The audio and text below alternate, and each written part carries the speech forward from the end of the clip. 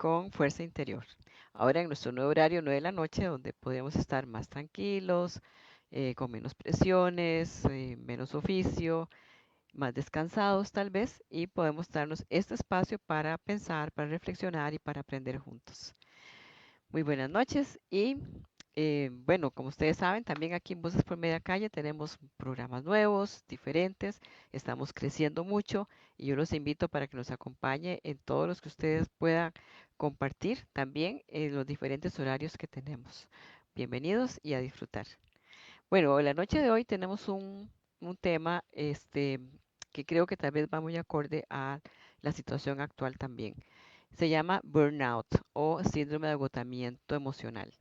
También se conoce como síndrome de agotamiento profesional porque se aplica mucho a personal de salud, educadores, otros, ahí vamos viendo. Pero si bien es cierto, la presentación va enfocado un poco hacia esa población, vamos a ir desglosando y ejemplificando cómo el burnout también se presenta en la cotidianidad, no solamente en el área profesional, también, sino también en la vida cotidiana, o sea, porque todos tenemos estrés sostenido. Vamos a ver las definiciones para ampliar el concepto y vamos a irlo aplicando a nuestra cotidianidad y sobre todo para que como esfuerzo interior es también conocernos un poco a nosotros mismos, saber si yo tengo esos síntomas o no, si estoy en un síndrome de burnout o no, si tengo riesgo o no de desarrollar un síndrome de burnout o no, para tomar las medidas del caso preventivas o curativas si fuera la necesidad.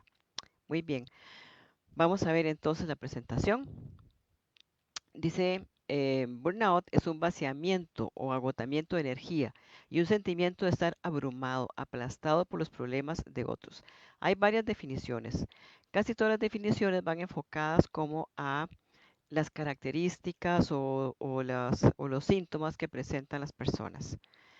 Es un cansancio físico, emocional, mental y a veces hasta espiritual, porque nosotros somos biopsicosociales espirituales, entonces nos afecta a todas las áreas. Se afecta a una área y en las demás va a repercutir en mayor o menor porcentaje.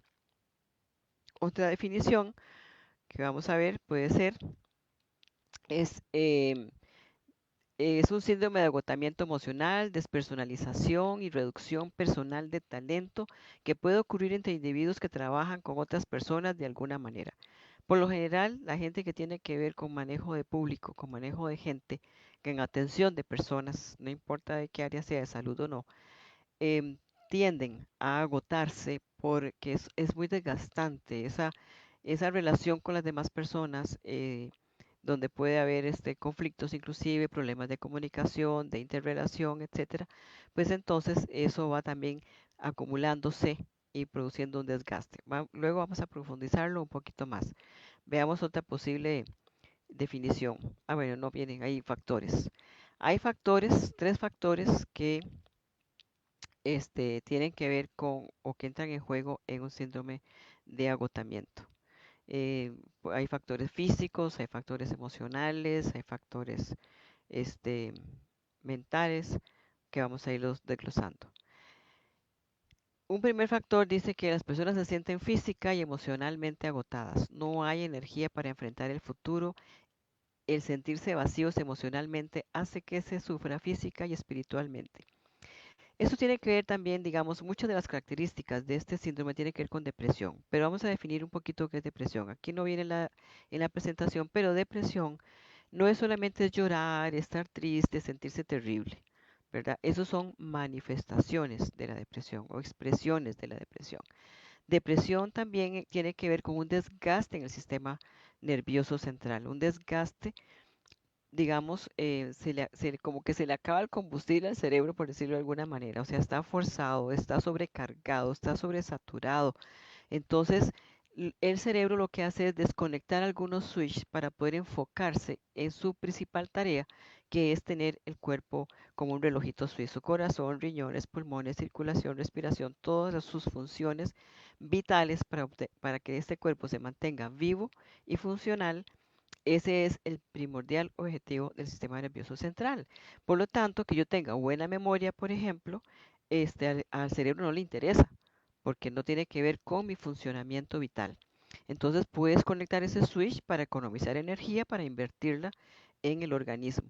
Entonces voy a tener menos memoria, todo se me olvida, no tengo energía para controlar emociones, entonces estoy muy lábil emocionalmente, puedo explotar fácilmente como un Alka-Seltzer, puedo llorar fácilmente, resentirme fácilmente, en fin, estoy más vulnerable emocionalmente. Eso es una depresión, una irritabilidad emocional.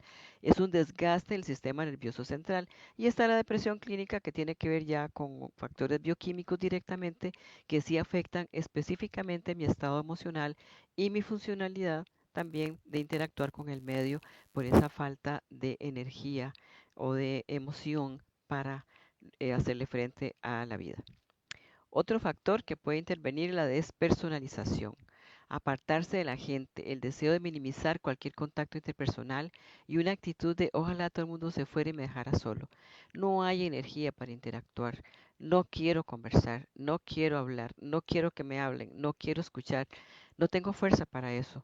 Es como meterme un poco en mi mundo como para tratar de como de coger un aire para poder seguir asumiendo sobre mis hombros la carga que tengo que darle atención durante mi cotidianidad. Otro factor, además de la personalización, puede ser la reducción personal del talento, logros, ejecución, habilidades, lo que lleva a sentimientos de más fuertes de sentirse inadecuado, que a su vez reduce los logros y las habilidades. Y así se establece el círculo vicioso del burnout. O sea, me siento no capaz, no me siento eficiente, no me siento eficaz, no lo logro, no logro toda la rutina de mi día, no logro hacer todo el oficio, no logro hacer todas las tareas de estudio, no logro cumplir con todas las tareas en el trabajo.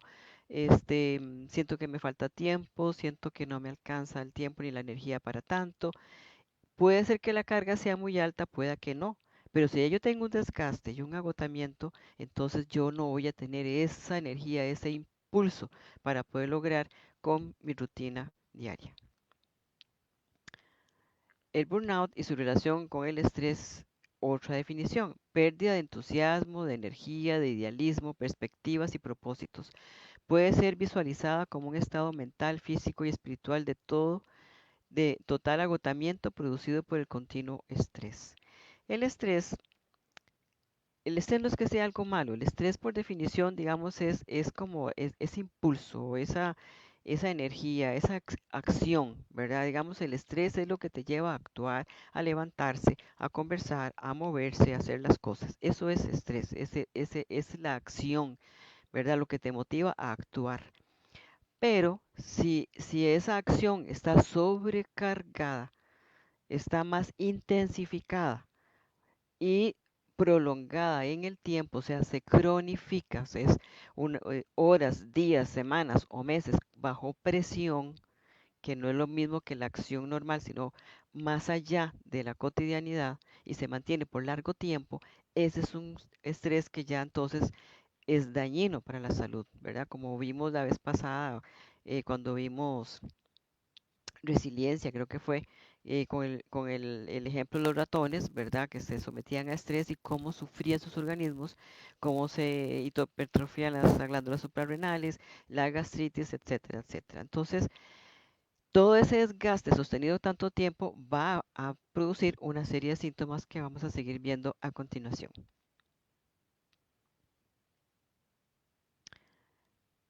Entonces vemos que ese estrés, que es un estrés de sobrecarga, por supuesto, ¿verdad? Y sostenido en el tiempo, nos lleva al agotamiento físico, emocional y mental, y eso nos lleva a una depresión, ya sea por desgaste del sistema nervioso central o que bioquímicamente nuestro cerebro se altere y puede producir una depresión clínica donde se requiere tratamiento. O sea, hay solución también, ¿verdad? Pero la idea es no llegar a esos extremos. Estrés es la respuesta de nuestro cuerpo ante cualquier demanda que se nos hace. Puede ser una demanda light, puede ser una sobredemanda también, ¿verdad? Entonces el nivel de estrés va a ser más elevado.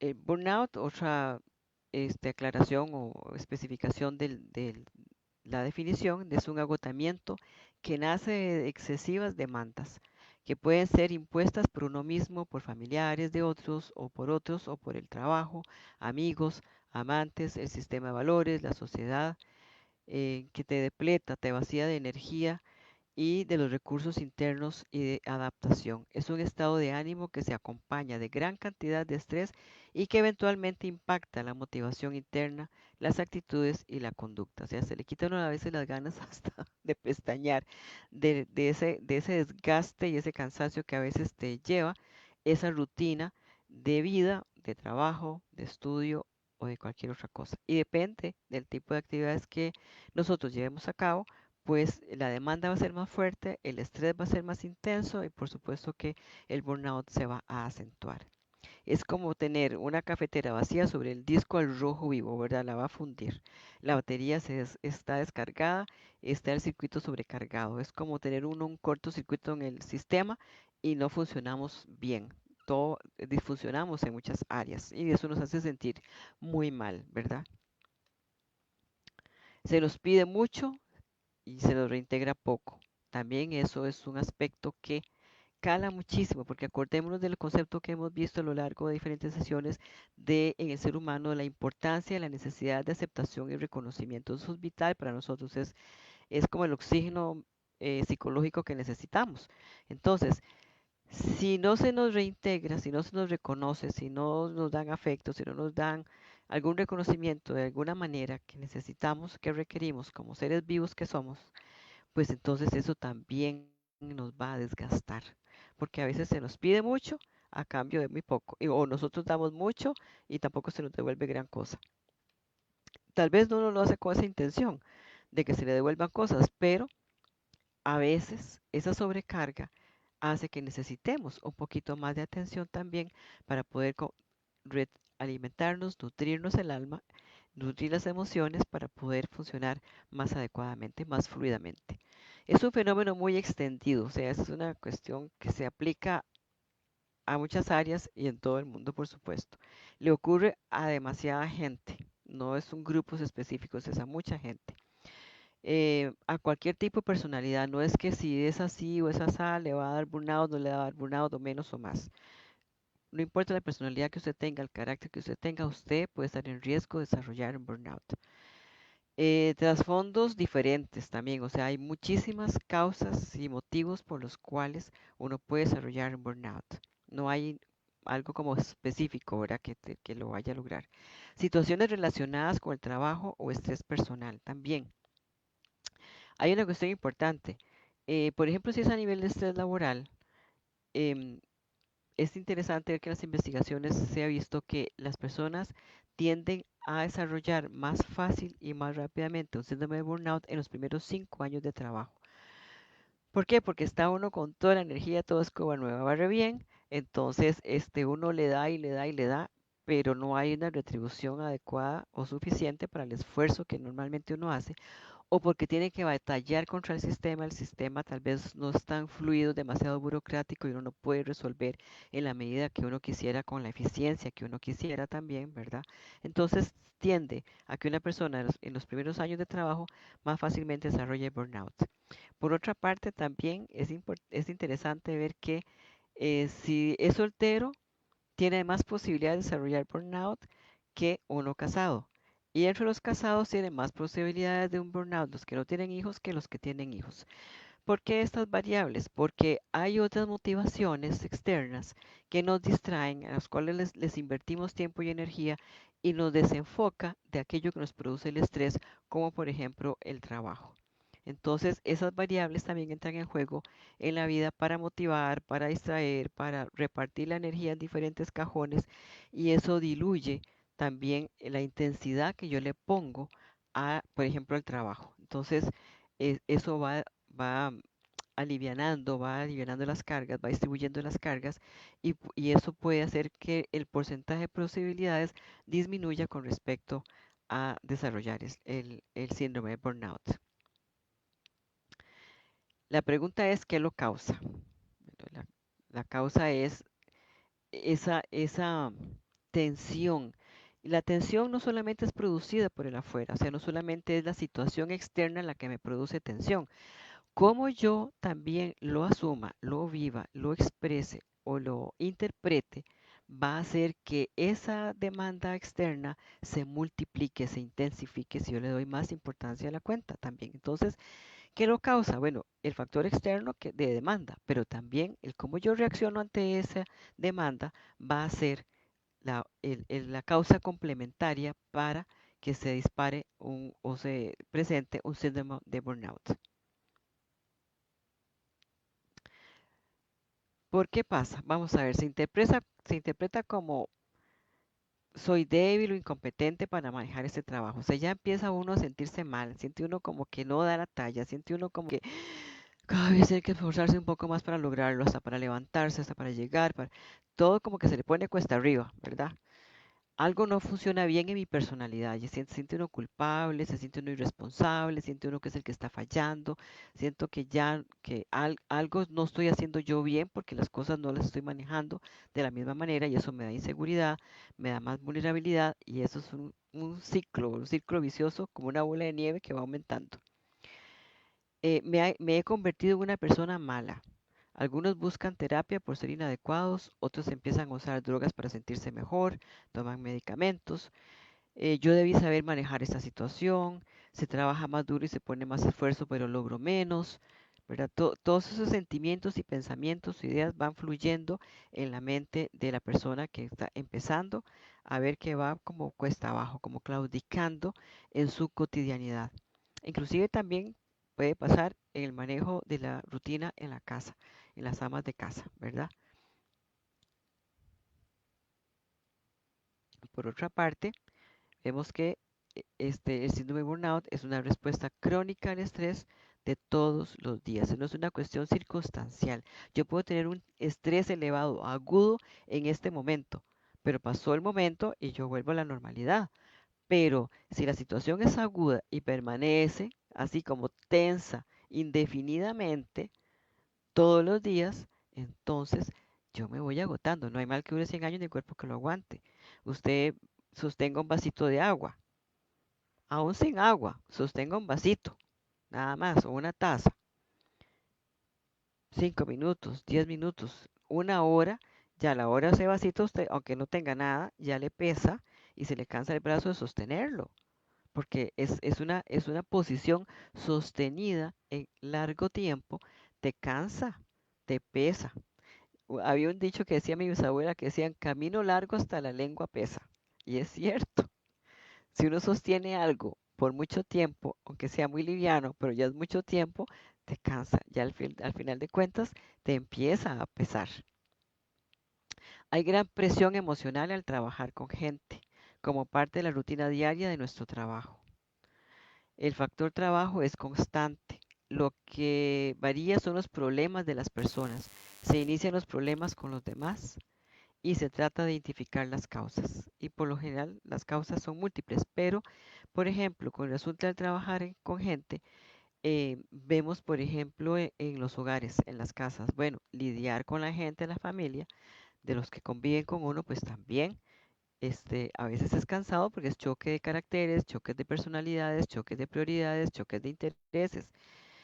Y eso es rutina, pero en la rutina que tenemos ahora con respecto a la pandemia, por ejemplo, en donde tenemos que convivir más, interactuar más durante más horas todos los días, eso también pues, está produciendo un desgaste que nos está llevando a burnout en todos los hogares y también en las oficinas, también en la calle, en los negocios, las circunstancias, las situaciones.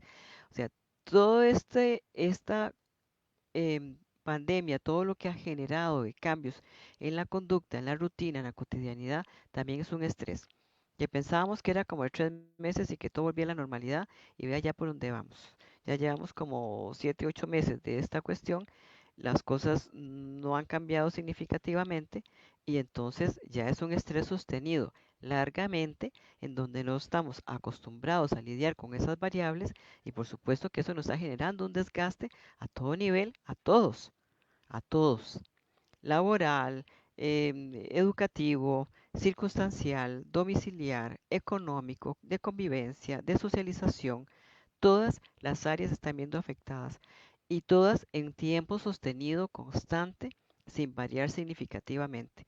Entonces, estamos sometidos en este momento a un desgaste importante donde estamos claudicando en muchos de los hogares y en muchas de las situaciones sociales.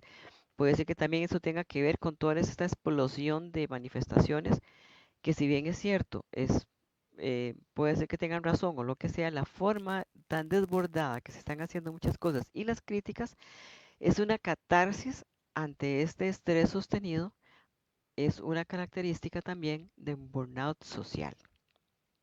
Lo que cambia en el tiempo es la tolerancia personal para continuar con el estrés. Uno tiene que buscar soluciones, alternativas, salidas, porque no está bien que uno se sienta tan mal por tanto tiempo y no ponerle atención al asunto y darle rienda suelta a mi malestar y desquitarme con todo el mundo y la violencia doméstica y la agresividad, la agresión verbal, la agresión física, la agresión social, la hostilidad por todo lado, ¿verdad? O sea, si yo siento que estoy disfuncionando, que yo no soy la misma persona de siempre, que estoy irritable, que no tengo tolerancia, etcétera, yo tengo que revisar, poner un alto y ver, bueno, ¿qué hago? Esta no soy yo. Eso no puede ser así, no puedo continuar de esta manera. Entonces, tengo que buscar respuestas. Cuando esa situación se prolonga y yo siento que no soy la misma, a veces uno se sorprende y dice, "Au, ¿qué hago?". Entonces, mejor disimulo. Y esto, hago que aquí no pasa nada y nos ponemos una máscara donde estamos haciendo, sonriendo, una sonrisa ficticia y por dentro estamos como una cafetera hirviendo, así, como agua para chocolate, ¿verdad? Y con una máscara que aquí no pasa nada, cuando en realidad está pasando mucho. No podemos enmascarar algo que nos está mortificando, porque como una olla de presión, en algún momento podría estallar. Entonces, no se vale, no es justo, no nos pongamos al límite más de la cuenta. Se tiende a culpar a los demás. Digamos, el maestro culpa a los alumnos, el staff médico a los pacientes, los guardias a las cárceles de los internos, al presidente, al gobierno, todo el mundo es culpable menos las otras situaciones, otras variables que no se toman en cuenta. Al señalar a otros, la hostilidad hacia ellos es menos controlada, es más fácil desbordarse, es más fácil expresar mi hostilidad. Justificamos el trato poco humano que les damos y se culpa a las víctimas. Entonces, por ejemplo, un burnout en área salud, que es como tal vez donde a veces se observa más, bueno, o la gente que trabaja con público en general, pero digamos, en el personal de salud hay mucho desgaste, no solamente por el trato con las personas, sino por el tipo de situaciones que tienen que enfrentar, ¿verdad?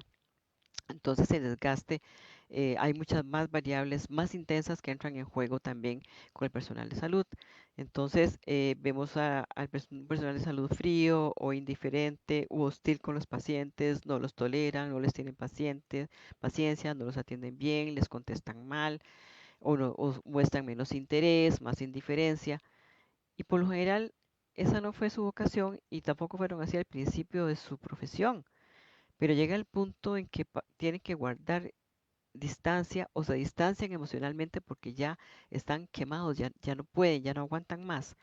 Entonces se aíslan emocionalmente y viene ese trato hostil o indiferente, poco amistoso, ¿verdad?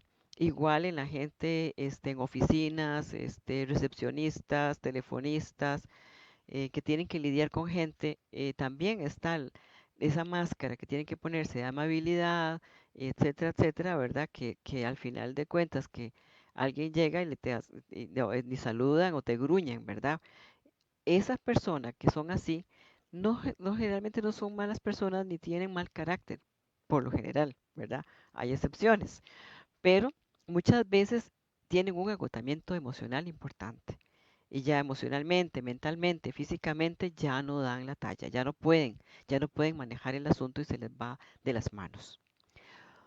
Como trágica paradoja, son las personas que son más dedicadas, más devotas, más comprometidas, más responsables, mejor educadas o entusiastas, sensiblemente motivadas y prometedoras y energizantes las que sufren de burnout. Entre más entrega se tiene, entre más se da, más me voy a gastar, más me voy a deteriorar. En ese sentido, más me voy a agotar, porque doy muchísimo, con muchísima intensidad, con mucho entusiasmo, y se me va a acabar la gasolina muy rapidito si no tengo algo que me sostenga, que me contenga, que me vacíe un poco la carga que yo acumulo a través de mi rutina, de mi trabajo o de mi casa o de mi estudio. Tiene que haber compensaciones en la balanza. No solamente es hacer, hacer y hacer y hacer y no hacer otras cosas que me carguen, que me nutran para poder seguir dando. No se puede dar lo que no se tiene. Si se me agota lo que tenía, tengo que tomarlo de alguna parte, porque si sigo dando de donde no hay, lo que hago es despedazarme, destrozarme y por consiguiente también eso va a repercutir en las demás personas de una manera muy negativa. ¿Por qué? A ver, parcialmente porque son idealistas y perfeccionistas. Por lo general, la gente que es muy entusiasta y mucha entrega, por lo general, la tendencia es que tengan una personalidad obsesiva. Son muy obsesivos, son muy perfeccionistas, muy perseverantes, muy ordenados, ¿verdad? Muy exigentes consigo mismos y con los demás también, y eso desgasta mucho. Esperan mucho de sí mismos, pero también esperan mucho de los demás. Entonces se frustran al ver que ya no pueden dar en la medida que quieren o la intensidad que necesitan hacerlo y esperan que los demás respondan igual o sean de la misma manera y eso no ocurre por lo general. Entonces eso también desgasta mucho. Esperar y que no se dé y entonces eso hace que yo tenga que asumir para que las cosas se hagan de la manera que yo creo que tiene que ser bien hecha. Entonces eso me va, por supuesto, a desgastar porque es un sobreesfuerzo que yo tengo que hacer. Como sobresalen, los otros siempre esperan que actúan rompiendo los récords todo el tiempo. Bueno, ¿para qué? Fulanito lo hace, él lo resuelve, es pura vida, él es súper artista en esto. Dejémoslo, ¿verdad? Pero dejémoslo es que hagámoslo con él para aprender o para ayudar. No, es que como se la juega, que lo haga y yo hago otra cosa o la llevo suave. Entonces, también este tipo de actitudes de falta de compañerismo y, y de equidad en el trabajo entonces hace que se sobrecarguen los roles y si la persona es muy entusiasta y muy perfeccionista, se le va a acabar la gasolina en algún momento dado porque está con el motor compresionado completamente. Es como ir subiendo la cuesta.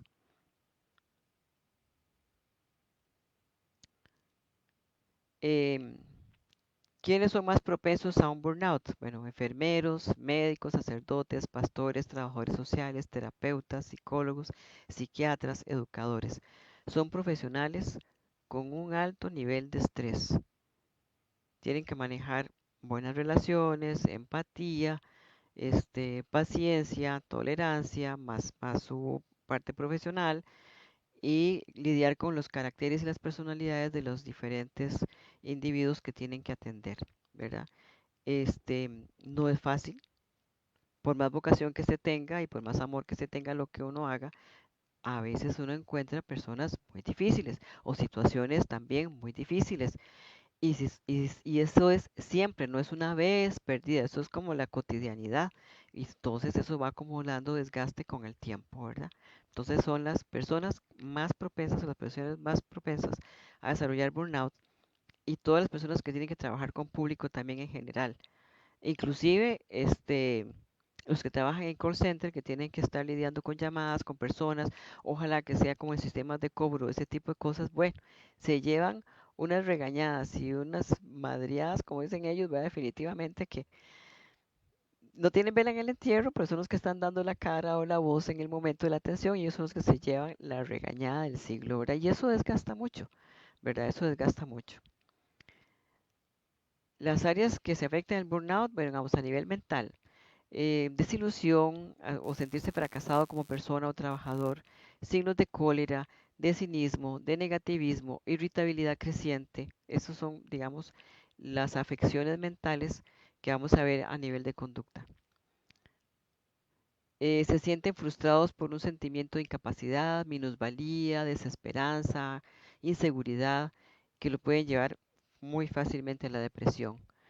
Culpa, falsa culpabilidad, por supuesto, tratando de ser súper responsables o al no hacer las cosas a la perfección. Sobre todo si uno está acostumbrado a hacer las cosas muy bien, cuando uno siente que no está dando esa talla, uno se siente muy mal y se siente culpable, pero es que ya no hay gasolina, o sea, tenés que empujar el carro y después de seguir de empujar el carro se te acaban las fuerzas y ya no puedes más.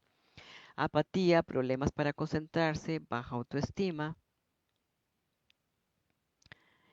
se sienten desencantados, se sienten desilusionados, se sienten desmotivados, se sienten confundidos porque no saben por qué está pasando eso, si me gusta lo que hago, estoy donde yo quiero, pero qué raro, es que a veces no me quiero ni levantar para ir a trabajar. No hay energía para eso, obviamente.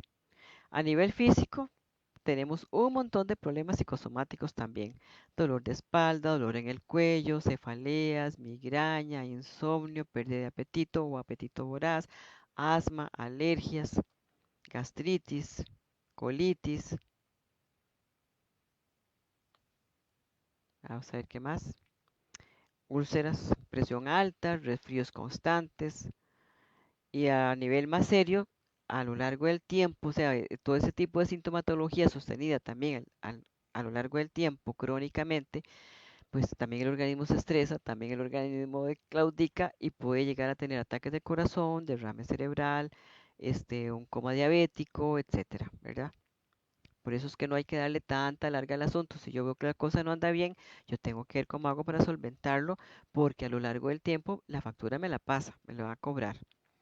En algunos, el estrés, la tensión no resuelta los lleva al alcoholismo, a consumo de drogas, drogas prescritas por médicos, ¿verdad? O a escondidas, como solución o alivio temporal. Y eso lo que hace es profundizar el cansancio ya existente. Porque ante las drogas, por ejemplo, el organismo se defiende también muchas veces. Ante el alcohol hay desgastes en el organismo también que entonces el cerebro tiene que ver y todo el cuerpo tiene que trabajar en función de recuperar y restablecer las funciones o los daños físicos que se estén produciendo en el organismo y esa inversión de energía que te va a quitar para también el esfuerzo que tienes que hacer para lidiar con la cotidianidad. Entonces es un círculo vicioso. A nivel espiritual se experimenta agotamiento espiritual, ya ni quiero ni rezar, ni ir a misa, no creo en Dios, pierdo la fe, pierdo la esperanza, no se reconocen los propios límites, hay un vacío espiritual, nadie puede ayudar, hasta Dios se olvidó de mí, y entonces nos rendimos y nos damos por vencidos muchas veces, ¿verdad? Y ahí entramos a una depresión severa. Algunas advertencias que da este señor Herbert Frauenberger dice el agotamiento sin energía, cansancio para seguir las actividades de rutina. Eso es un síntoma que hay que ponerle mucha atención. Alejamiento, distancia entre uno y los demás. Fastidio, aburrimiento, cinismo con los acompañantes virtuales. Hay cuestionamientos sobre el valor de la ansiedad, la vida misma. O sea, cuando yo no empiezo así como a que ya la cosa no me suena como igual, no tengo ese entusiasmo, esa motivación y todo lo critico, nada me parece, todo me disgusta y la rutina y sin energía y me estoy distanciando de los demás, me encierro más en mi mundo, oigo hasta menos música, hago menos las actividades que me gustaba hacer, esas son advertencias. Póngale atención porque son síntomas de que algo no está pasando bien, algo no está funcionando bien y yo tengo que poner atención a eso porque tengo que buscarle la solución. Aunque aumento de la impaciencia o la irritabilidad, se pierde la rapidez de reaccionar, se culpa a otros por faltas que son nuestra responsabilidad, no lo asumimos, ¿verdad?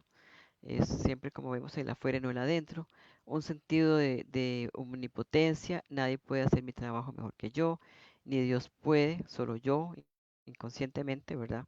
Entonces, ese sentimiento de omnipotencia, en que yo lo hago bien y los demás no, y yo tengo que asumirlo para que se haga correctamente o exigirle a los demás y los demás no dan la respuesta que yo necesito, eso es un síntoma de que yo voy a claudicar en algún momento dado también, ¿verdad?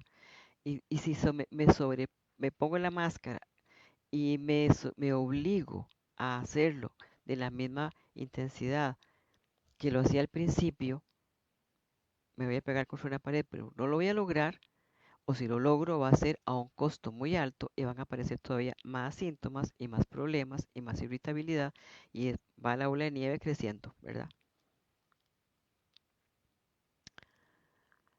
Sentimientos de no ser apreciados, amargura, cólera, resentimientos por no ser apreciado por mis esfuerzos.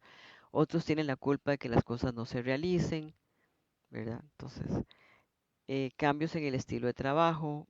Las personas pueden abandonar su liderazgo y sus hábitos de trabajo o compensa los conflictos volviéndose más tirano o demandante o inflexible, lo que causa que el círculo del burnout empeore. O sea, o me vuelvo muy flojo, qué pereza, ¿verdad?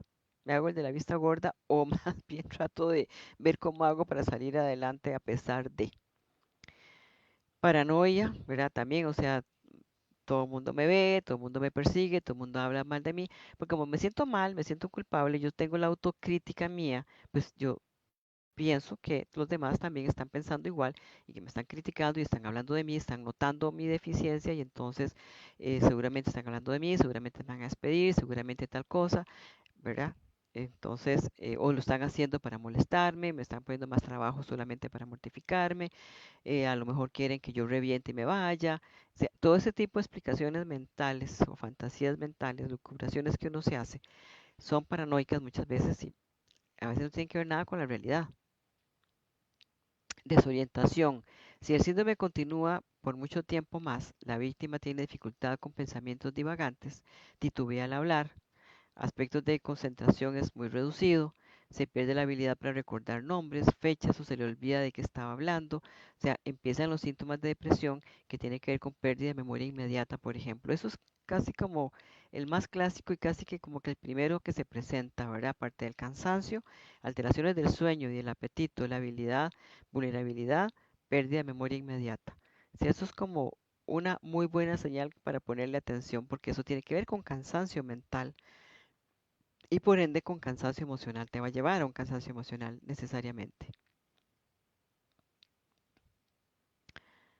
Em, Otras advertencias u otras cosas que hay que poner atención, las quejas psicosomáticas, es más fácil aceptar lo físico que lo emocional. Florecen los dolores de cabeza, los resfríos, el dolor de espalda, ya los que ya los hayamos mencionado. Las quejas pueden tener una base física real, pero se convierten en la vía de escape. Entonces le pongo atención al síntoma físico y no a la causa de que está originando ese síntoma físico. Es más fácil pensar que físicamente tengo algo a que emocionalmente tengo algo que se está reflejando en un factor físico.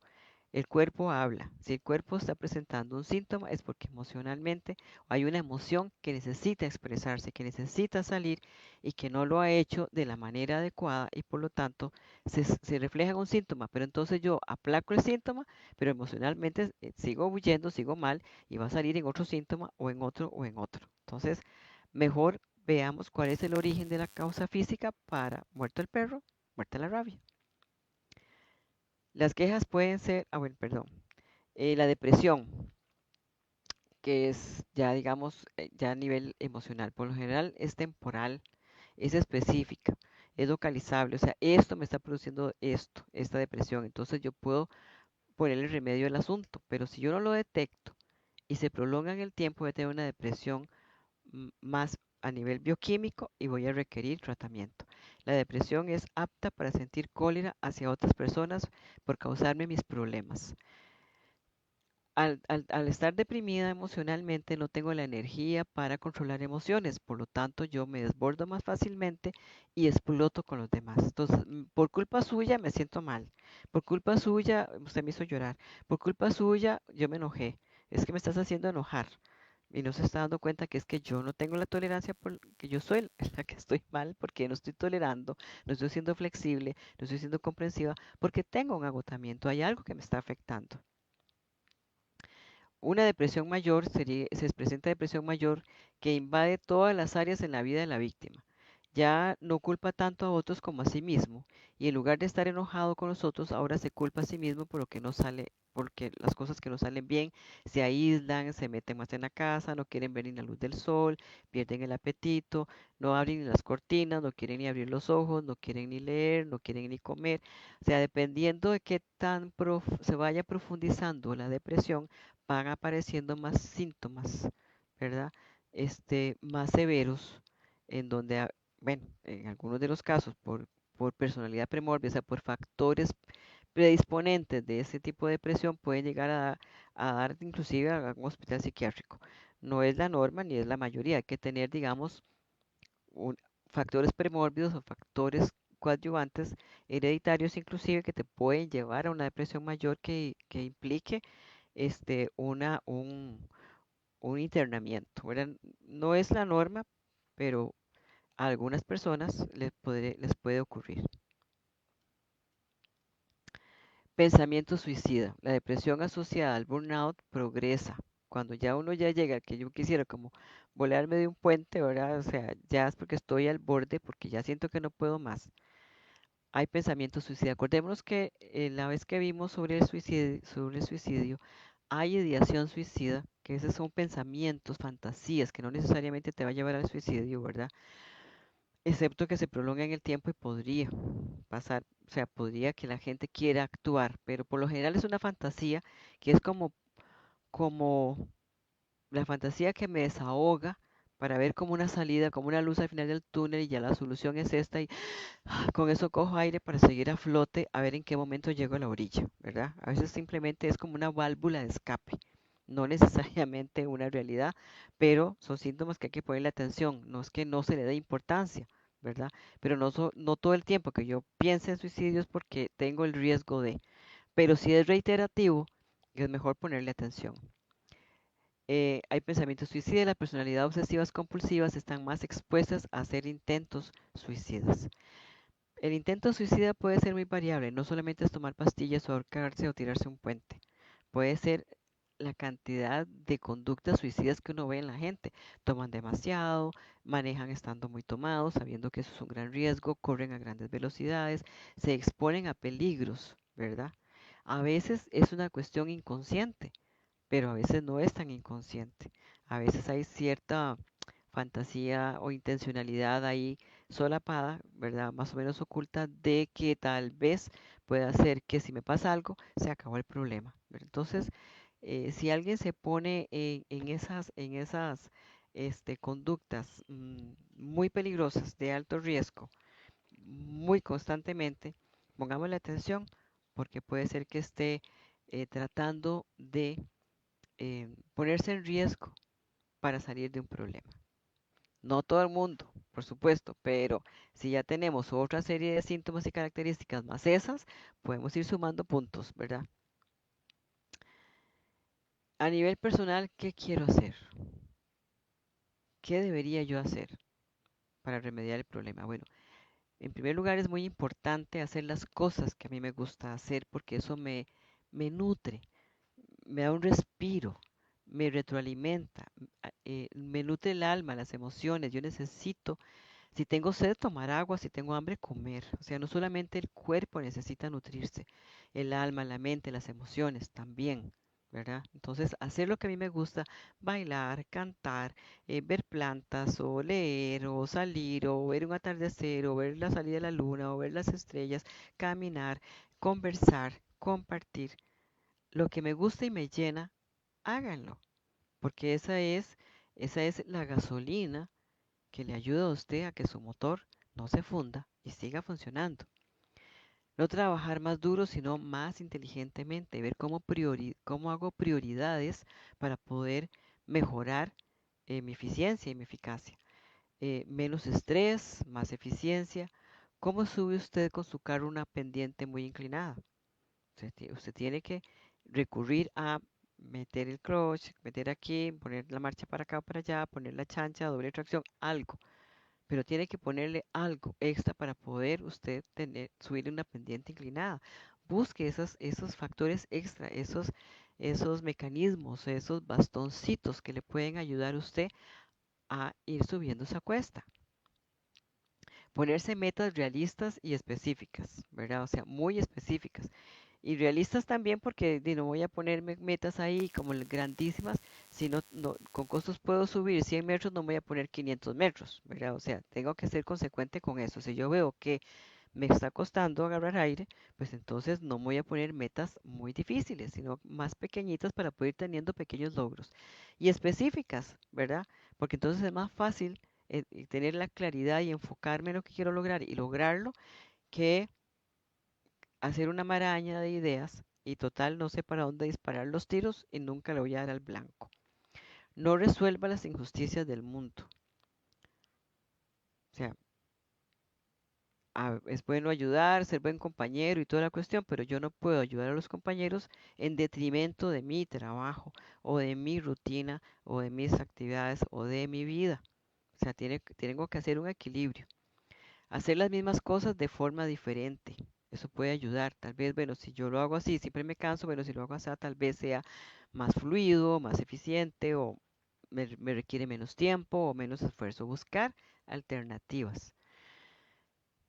Que no se puede cambiar y que no, eso es algo que hay que tener claro, o sea, hay que dilucidar, tener discernimiento.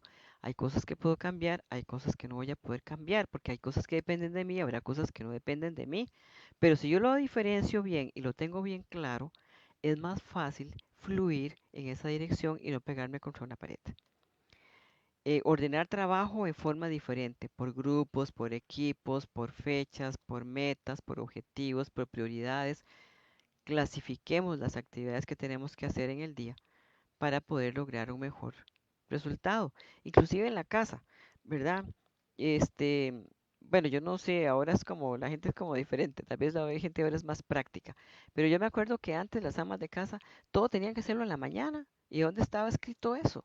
¿Dónde decía, cuál manual decía que usted tenía que tener todo hecho durante la mañana? Barrer, limpiar, sacudir, lavar, tender, cocinar y arreglar cocina y tener todo listo y en la tarde hacer las otras cosas que faltaban para después venir con la cena y después, o sea, n- seamos inteligentes y todos los días hay que hacer eso, hay que todos los días hay que hacer lo otro. No, repartamos el oficio y las tareas en diferentes momentos a lo largo de la semana. Tengamos un día para hacer tal cosa, un día para hacer tal otra, un día para hacer tal otra. Al repartir las tareas durante la semana, en los diferentes días y priorizando, pues entonces yo voy a tener más momentos de descanso, menos estrés, puedo ser más eficiente y sentirme mucho menos cansado, mucho menos agobiado. Y si puedo repartir además, que lo ideal, las tareas en la casa, pues mejor, porque la familia es un equipo de trabajo y las tareas y las responsabilidades es de todos, no solamente de una persona o dos. Descanso profiláctico, descanso, almuerzos, vacaciones, em, feriados, más espacios, más horas libres en el día. em, Hay lugares de trabajo donde tienen vacaciones profilácticas o espacios profilácticos para la gente. Eso es bastante difícil que lo asignen, pero hay áreas de trabajo que lo tienen, sobre todo en personal de salud. En las amas de casa, en las familias, eso es como más difícil, ¿verdad? Sin embargo, si yo sé priorizar y balancear mi tiempo y mis actividades, yo puedo tener espacios de descanso en mi hogar, en mi casa, con lectura, con una siesta, oyendo música, hablando con alguien o haciendo algo que a mí me gusta en un tiempo prudencial o largo o prolongado, lo que necesite. O inclusive irme un día para algún lado, a la casa de alguien, me quedo durmiendo ahí y vuelvo al día siguiente para tener un espacio diferente, en un lugar diferente. En fin, busquemos alternativas, busquemos soluciones, no nos quedemos paralizados ante el estrés. No tomar, perdón, no llevarse los problemas a la casa, eso es muy importante, ¿verdad? Si uno no está bien, no puedes dar lo que no tenés. Si no estoy bien, yo no voy a hacer las cosas bien tampoco. Llevarse los problemas a la casa no los vas a solucionar más rápido tampoco. Lo que vas a hacer es ampliar los problemas, porque entonces vas a tener los problemas que traes, más los problemas que ya tenés en la casa de todas maneras, porque siempre hay algún problema, ¿verdad? No necesariamente un conflicto, pero sí situaciones que hacer o que resolver. Entonces hago una sumatoria de cosas en vez de separar cosas para poder meter en este cajoncito meto esto, en este cajoncito esto y en este cajoncito esto. Y lo que pertenece a este cajón en la circunstancia que lo manejo. Este cajón en la circunstancia que corresponde y este igual. Y no mezclarlos porque si no me voy a ahogar en un vaso de agua. Conocerse a uno mismo. O sea, si yo sé qué me gusta, qué quiero o cómo soy yo normalmente y veo que estoy actuando diferente y sintiéndome diferente, pues es importante conocer esos síntomas o esas señales, reconocer las necesidades personales, reconocer las limitaciones personales también. O sea, si yo sé que yo soy capaz de esto, pero no de esto, bueno, pues no me voy a obligar a hacer algo que no puedo. O busco alternativas para lograrlo o ayuda para lograrlo. Forzarse hasta el límite. Vale la pena forzarse hasta el límite. Ponerse uno en riesgo. Dar más allá de lo que yo sé que yo puedo dar. O sea, no, hay que ser justo y honesto con uno mismo, principalmente con uno mismo y después con los demás. Tener claro las prioridades en mi vida. Si no las tengo claras, pues entonces me voy a tener que sentar a pensarlas y empezar a trabajar en eso. Bueno, ¿cuáles son mis prioridades? ¿Qué es lo que yo quiero? ¿Qué es lo que necesito? ¿Qué es lo que me gusta? ¿Qué es lo más importante? ¿Qué es lo menos importante que puedo posponer y que tengo que realizar ya? Aunque sea en un papelito, escríbanlos. A veces es más fácil verlo uno así a nivel concreto que pensarlos, imaginarlos y recordarlos. Escribámoslos. Em, Uno es el sistema de alarma del otro. Ayudar a establecer una agradable atmósfera de trabajo. Todas esas cosas, ¿verdad? Conocerse a uno mismo, reconocer las necesidades personales, reconocer las limitaciones personales, forzarse al límite no vale la pena y tener claras las prioridades en mi vida.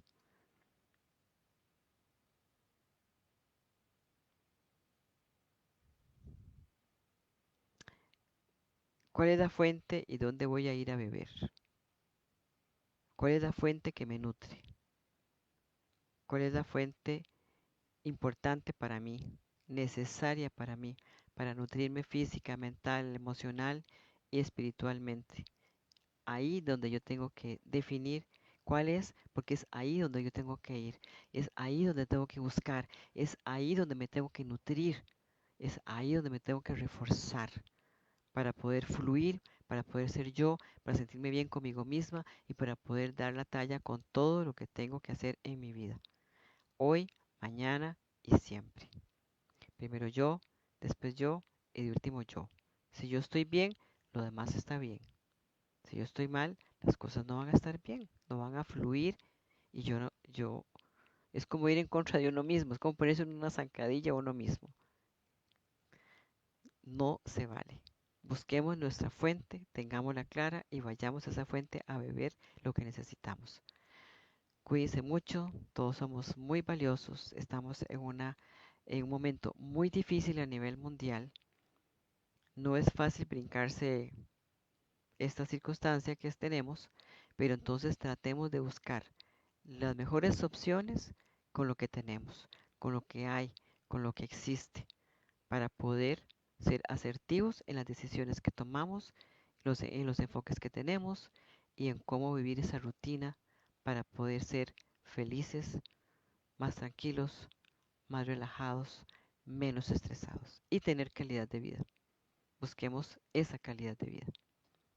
Buena suerte, fluyamos con la vida y que todo nos salga muy bien. Nos vemos la próxima semana si Dios quiere. Muy buenas noches. Gracias por compartir y gracias por estar.